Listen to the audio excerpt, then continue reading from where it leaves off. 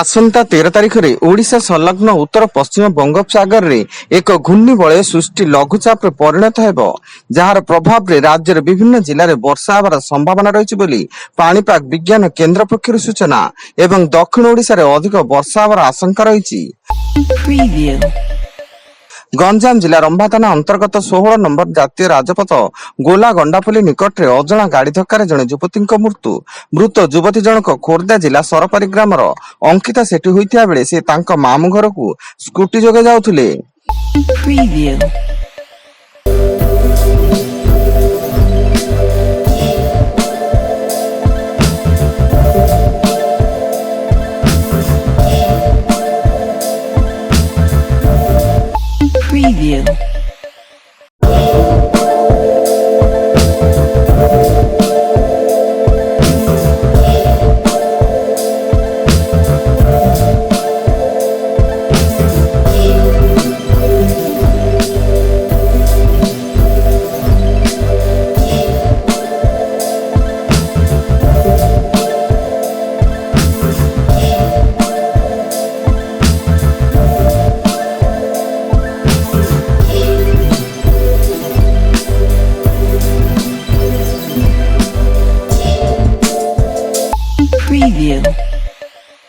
ବାଲେଶ୍ୱର ଜିଲ୍ଲା କର୍ମଦା ଥାନା ଅଧୀନ ଦୁଡୁପଳ ଗାଁ ନିକଟରେ ଜଣେ ଯୁବକଙ୍କ ଠାରୁ 2 ଲକ୍ଷ ଟଙ୍କା ଝାମ୍ପି ନେଲେ ଦୁର୍ବୃତ୍ତ। ଏନେଇ ଯୁବକ ଜଣକ ଥାନାରେ ଲିଖିତ ଅଭିଯୋଗ କରିଛନ୍ତି। ଯୁବକ ଜଣକ ବ୍ୟାଙ୍କକୁ 2 ଲକ୍ଷ ଟଙ୍କା ଡିପୋଜିଟ୍ କରିବାକୁ ଆସିଥିବା ବେଳେ KYC ଅସୁବିଧା ଥିବାରୁ ଟଙ୍କା ଜମା ନ କରି ଘରକୁ ଫେରୁଥିଲେ। କଟକ ଜିଲ୍ଲା ଗୋବିନ୍ଦପୁର ଥାନା ଅନ୍ତର୍ଗତ ତୁଣ୍ଡାଞ୍ଚଳରେ ଜଣେ ମହିଳାଙ୍କୁ ଯୌତୁକ ପାଇଁ ହତ୍ୟା କରିଥିବା ଅଭିଯୋଗ କରିଛନ୍ତି ମହିଳାଙ୍କ ବାପା ଏବଂ ମୃତ ମହିଳାଙ୍କ ନାମ ରାଜଲକ୍ଷ୍ମୀ ନାୟକ ହୋଇଥିବା ବେଳେ ଖବର ପାଇ ଗୋବିନ୍ଦପୁର ଥାନା ପୋଲିସ ପହଞ୍ଚି ତଦନ୍ତ ଆରମ୍ଭ କରିଛି।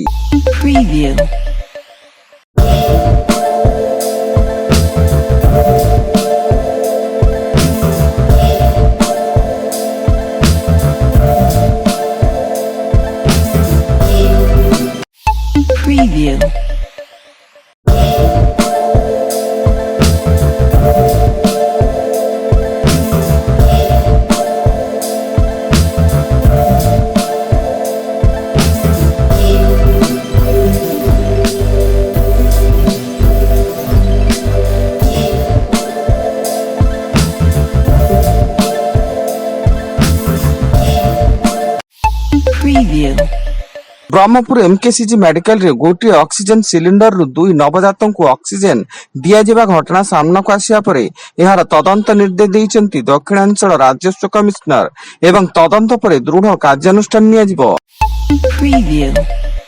ପୁରୀ ଶ୍ରୀମନ୍ଦିରରେ ମୋବାଇଲ ଫୋନ ଏବଂ କ୍ୟାମେରା ବ୍ୟବହାରକୁ କଡାକଡି ନିଷିଦ୍ଧ କରାଯାଇଥିବା ବେଳେ ପୁଣି ଜଣେ ଶ୍ରଦ୍ଧାଳୁ ମନ୍ଦିର ପରିସରରେ ଏକ ସ୍ପାଇ କ୍ୟାମେରା ବ୍ୟବହାର କରୁଥିବା ବେଳେ ଧରାପଡିଛନ୍ତି ଏବଂ ଶ୍ରଦ୍ଧାଳୁ ଜଣକ ଗୁଜରାଟର ବାସିନ୍ଦା ବିପୁଲ ପଟେଲ ବୋଲି ଚିହ୍ନଟ କରାଯାଇଛି। ଗଞ୍ଜାମ ଜିଲ୍ଲା ଖଲିକୋଟ ମାଟିଆ ସାହି ଛକରେ ଜଣେ ଯୁବକଙ୍କୁ ଧାରୁଆ ଅସ୍ତ୍ରରେ ଦୁର୍ବୃତ୍ତଙ୍କ ଆକ୍ରମଣ ଏବଂ ଯୁବକ ଜଣକ ଗୁରୁତର ଅବସ୍ଥାରେ ବ୍ରହ୍ମପୁର ବଡ ମେଡିକାଲରେ ଭର୍ତ୍ତି ଥିବା ବେଳେ ସ୍ଥାନୀୟ ପୋଲିସ ଖବର ପାଇ ଘଟଣାର ଛାନବିନ ଆରମ୍ଭ କରିଛି।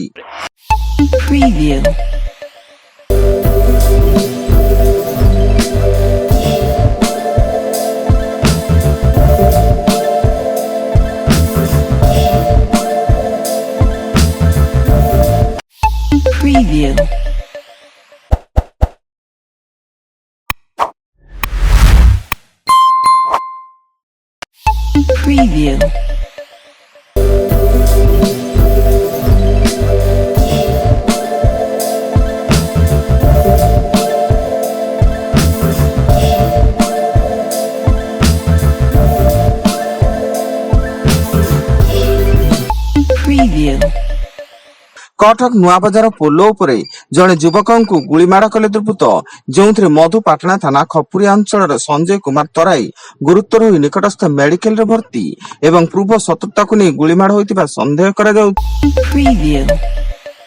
କଟକ ଜିଲ୍ଲା ଗୁରୁଡି ଝାଟିଆ ଥାନା ଅନ୍ତର୍ଗତ ମଞ୍ଚେଶ୍ୱର ଅଞ୍ଚଳରୁ ଅବକାରୀ ଗୁଇନ୍ଦା ବିଭାଗ ପକ୍ଷରୁ 35,000 ଟଙ୍କାର କପ୍ ସିରପ ଜବତ କରିବା ସହ ଜଣକୁ ଗିରଫ କରିଛି। ଗିରଫ ଅଭିଯୁକ୍ତ ଜଣକ କୁଳମଣି ମିଶ୍ର ହୋଇଥିବା ବେଳେ ସେ କପ୍ ସିରପ କାରବାରରେ ପୂର୍ବରୁ ଗିରଫ ହୋଇଥିଲେ ଏବଂ ଏହି କପ୍ ସିରପରେ ସେ ନାଇଟ୍ 10 ଟାବଲେଟ ମିଶାଇ ଅଧିକ ନିଶା କରୁଥିଲା। ଏବଂ ଆସନ୍ତାକାଲି ପ୍ରଧାନମନ୍ତ୍ରୀ ନରେନ୍ଦ୍ର ମୋଦି ଦିଲ୍ଲୀର କର୍ତ୍ତବ୍ୟ ପଥସ୍ଥିତ କର୍ତ୍ତବ୍ୟ ଭବନର ଉଦ୍ଘାଟନ କରିବେ। ଏହାପରେ ସନ୍ଧ୍ୟା 6:30ରେ ସେ କର୍ତ୍ତବ୍ୟ ପଥଠାରେ ଏକ ସାଧାରଣ କାର୍ଯ୍ୟକ୍ରମକୁ ସମ୍ବୋଧିତ କରିବେ। ପ୍ରଧାନମନ୍ତ୍ରୀଙ୍କ ଆଧୁନିକ ଦକ୍ଷ ଏବଂ ନାଗରିକ କୈନ୍ଦ୍ରିକ ଶାସନ ଦୃଷ୍ଟିକୋଣ ପ୍ରତି ସରକାରଙ୍କ ପ୍ରତିବଦ୍ଧତାରେ ଏହା ଏକ ଗୁରୁତ୍ୱପୂର୍ଣ୍ଣ ମାଇଲଖୁଣ୍ଟ ହେବ। Preview.